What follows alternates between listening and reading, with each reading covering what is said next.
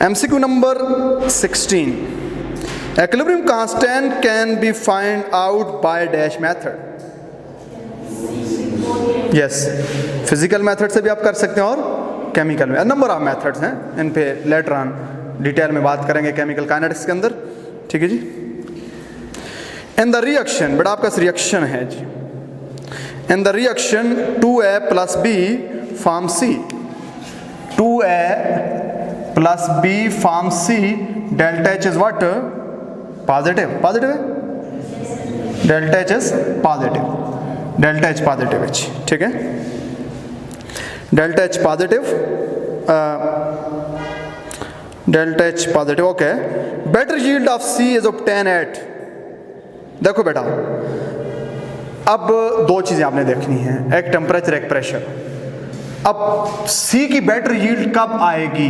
इधर एक वॉल्यूम है, इधर 3 वॉल्यूम है, तो प्रेशर ज्यादा करने से C ज्यादा बनेगा। एंडोथर्मिक है, टेम्परेचर ज्यादा करने से C ज्यादा बनेगा। तो कौन सी बेस्ट पॉसिबल कंडीशन आप रखेंगे? जी बच्चों देखें, 200 प्रेशर 200 और 100 और 50 है, प्रेशर तो 200 रखेंगे। टेम्परेचर आपके पास 50, 100 और 200, टेम्परेचर भी ज़्यादा रखेंगे, प्रेशर भी ज़्यादा रखेंगे। कौन सा ऑप्शन बना? D option.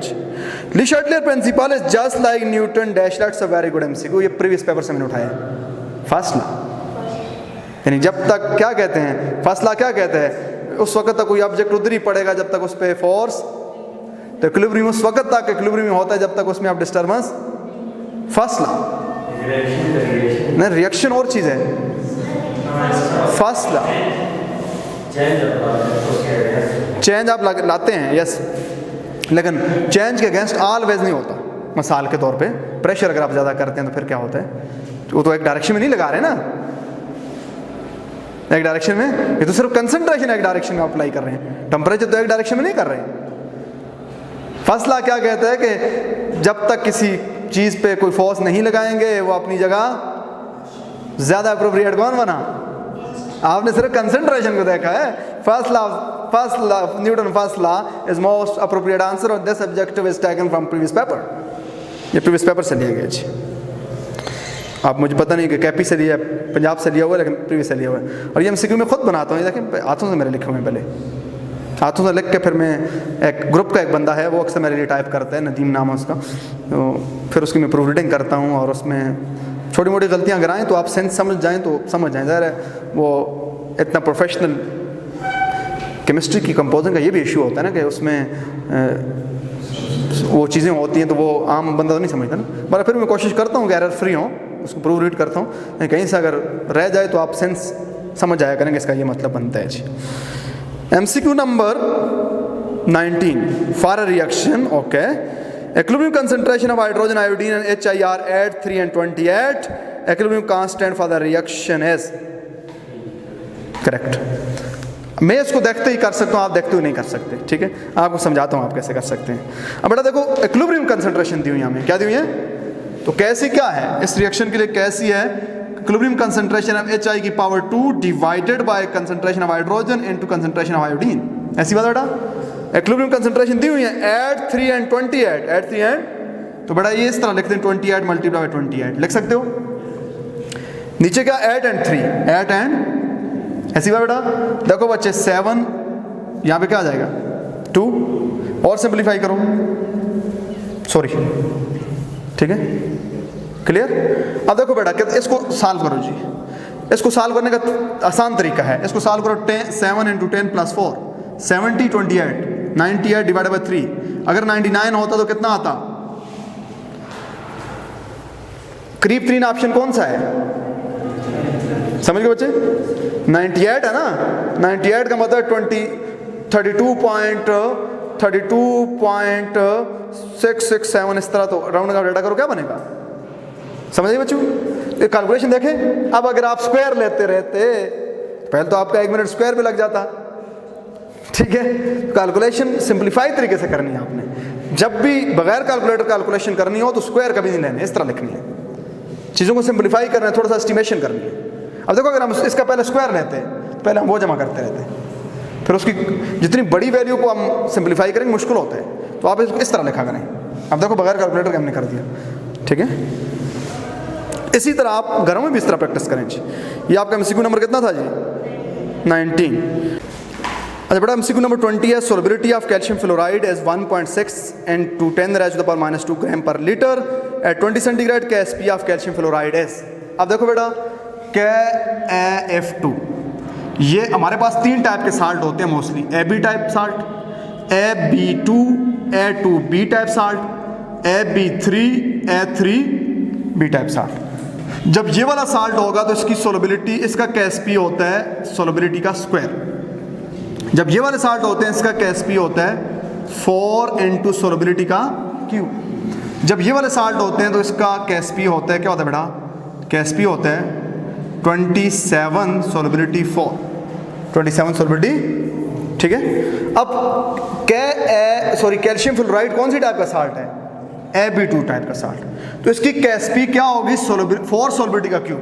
लेकिन यहाँ पे एक ट्रिक है, आपको जो सोलबिलिटी दी हुई है वो कौन सी दी हुई है?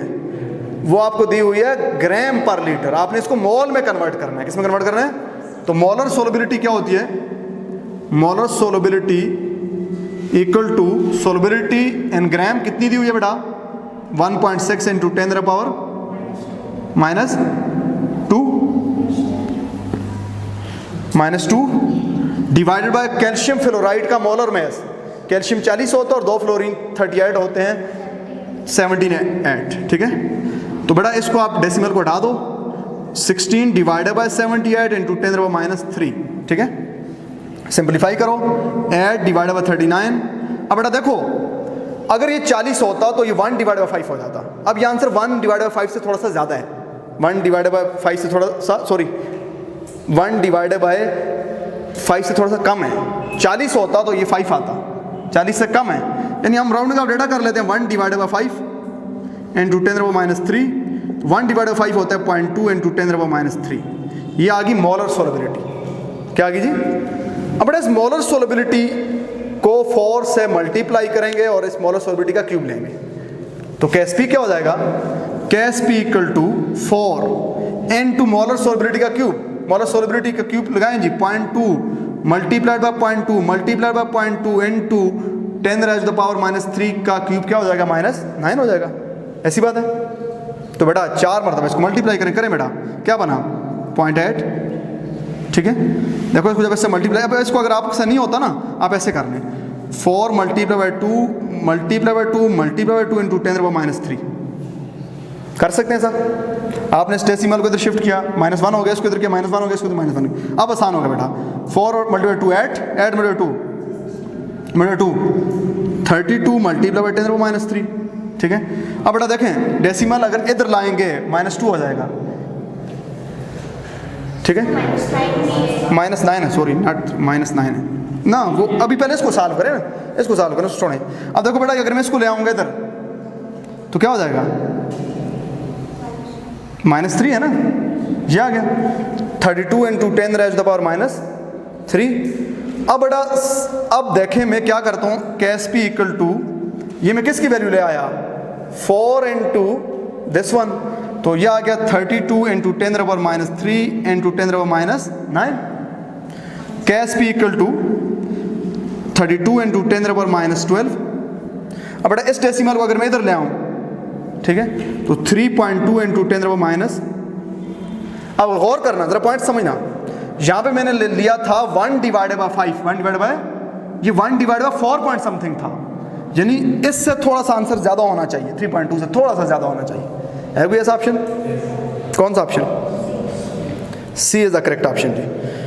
नहीं sorry, B is the correct option. 3.45, चूँकि 3.2 से आंसर थोड़ा ज़्यादा होना है, थोड़ा ज़्यादा होना है। 3.45 into 10⁻11 जी ऑप्शन। ऐसे MCQ में वैसे नन ऑफ दिस का ऑप्शन नहीं होता, ठीक है, जो क्लोज मारे थे ना, ठीक है। तो बेटा ये आपके MCQ थे 20 MCQ जी, यानी 7-8 टेस्ट आपका कंप्लीट हुआ। 10 मिनट की आपको ब्रेक देता हूँ, पानी शानी पी लो, फिर वापसी इसका दूसरा पार्ट डिस्कस करते हैं।